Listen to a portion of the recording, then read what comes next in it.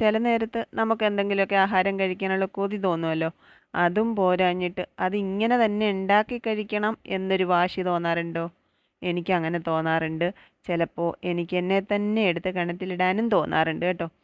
എന്താണ് പ്രത്യേകതയെന്നൊന്നും എനിക്കറിഞ്ഞുകൂടാ. രാവിലെ കുറച്ച് വാഴയിലയൊക്കെ വെട്ടിക്കൊണ്ട് വന്നതാണ്. അതൊന്ന് വാട്ടിയെടുത്ത് കുറച്ച് വെളിച്ചെണ്ണയൊക്കെ തൂത്ത് അങ്ങോട്ട് മാറ്റി വെക്കുന്നുണ്ട് കേട്ടോ. ആ ഒറ്റ തവണ എടുത്ത വെളിച്ചെണ്ണ മാത്രമേ ഉള്ളൂ കേട്ടോ. ഈ വാഴയിലയെല്ലാം ഞാൻ എണ്ണയൊക്കെ തൂത്ത് പിടിപ്പിച്ചെടുത്തിട്ടുണ്ട്.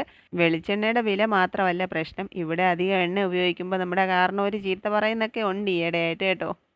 അപ്പോൾ ഈ കാണുന്ന മേളമൊക്കെ കണ്ടിട്ട് വെറൈറ്റി ആയിട്ടുള്ള എന്തെങ്കിലും ആണെന്നൊക്കെ വിചാരിച്ചെങ്കിൽ തെറ്റി കേട്ടോ. ഇഡലിയാണ്.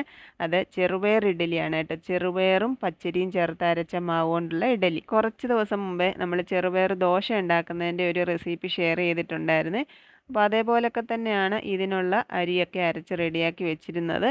എൻ്റെയൊക്കെ ചെറുപ്പത്തിലെ അമ്മ ഇഡലി ഉണ്ടാക്കുന്നത് പൂവരശിൻ്റെ ഇലയിലായിരുന്നു കേട്ടോ.